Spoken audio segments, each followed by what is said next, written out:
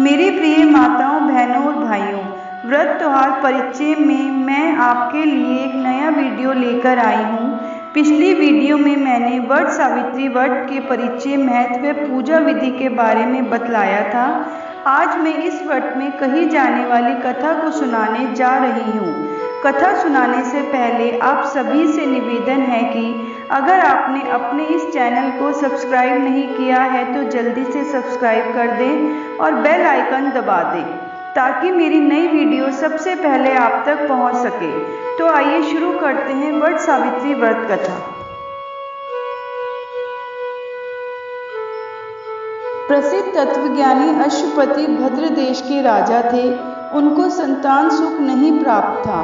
इसके लिए उन्होंने 18 वर्ष तक कठोर तपस्या की, जिसके उपरांत सावित्री देवी ने कन्या प्राप्ति का वरदान दिया। इस वजह से जन्म लेने के बाद कन्या का नाम सावित्री रखा गया। कन्या बड़ी होकर बहुत ही रूपवान हुई। योग्य वर न मिलने की वजह से राजा दुखी रहते थे। राजा ने कन्या को खुद वर खोजने के लिए भेजा। जंगल में उसकी मुलाकात सत्यवान से हुई। पौराणिक, प्रामाणिक एवं प्रचलित वट सावित्री व्रत कथा के अनुसार सावित्री के पति अल्पायु थे। उसी समय देव ऋषि नारद आए और सावित्री से कहने लगे कि तुम्हारा पति अल्पायु है, आप कोई दूसरा वर मांग लें।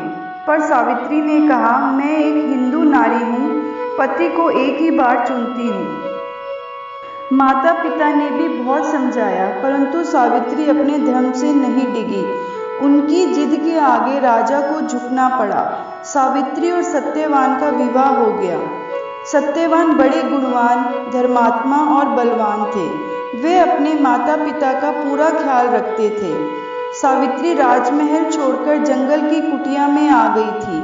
उन्होंने वस्त्राभूषण का त्याग कर अपने अंधे सास ससुर की सेवा करती रहती थी।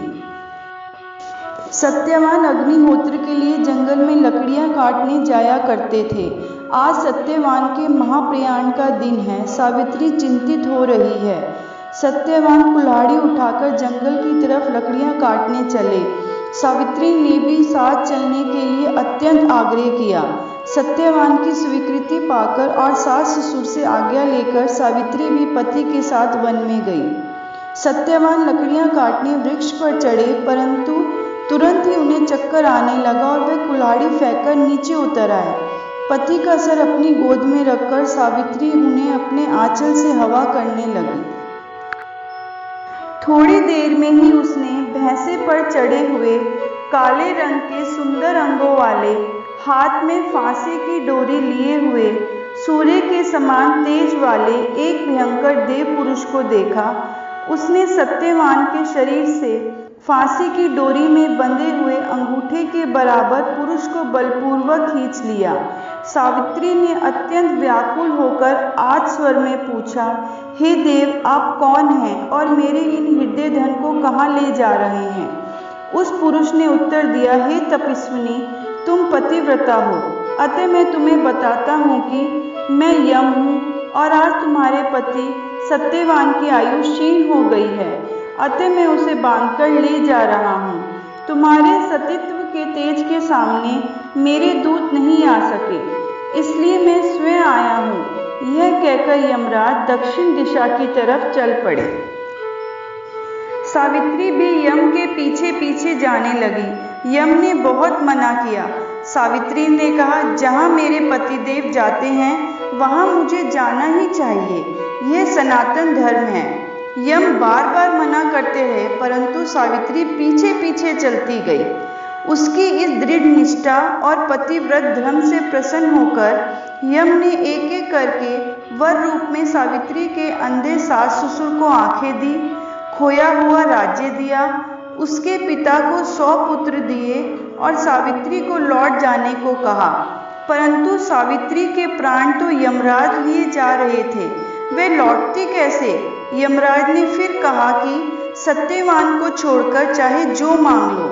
सावित्री ने कहा, यदि आप प्रसन्न हैं तो मुझे सत्यवान से 100 पुत्र प्रदान करें। यम ने बिना ही सोचे प्रसन्न मन से तथास्तु कह दिया। वचनबद्ध यमराज आगे बढ़े। सावित्री ने कहा, मेरे पति को आप लिए जा रहे हैं और मुझे 100 पुत्रों का वर दिए जा रहे हैं, ये कैसे संभव है? मैं पति के बिना सुख, स्वर्ग और लक्ष्मी किसी की भी कामना नहीं करती। बिना पति मैं जीना भी नहीं चाहती। तब यमराज ने सत्यवान को पुनः जीवित कर दिया। उसके बाद सावित्री सत्यवान के शव के पास पहुंची और थोड़ी ही देर में सत्यवान के शव में चेतना आ गई। सत्यवान जीवित हो गए। माता पिता को दिव्य ज्योति प्राप्त हो गई और उनका राज्य भी वापस मिल गया। इस प्रकार सावित्री सत्यवान चिरकाल तक राज्य सुख भोगते रहे। अतः पतिव्रता सावित्री की तरह ही अपने सास ससुर का उचित पूजन करने के साथ ही अन्य विधियों को प्रारंभ करें। वट सावित्री व्रत करने से और इस कथा को सुनने से व्रत रखने वाले के वैवाहिक जीवन के सभी संकट टल जाते हैं। आप सभी को आज का मेरा प्रयास कैसा लगा? यदि अच्छा लगा है तो कृपया वीडियो को लाइक और शेयर करें ताकि अधिक से अधिक लोगों को ये जानकारी पहुंचे। धन्यवाद। हर हर महादेव।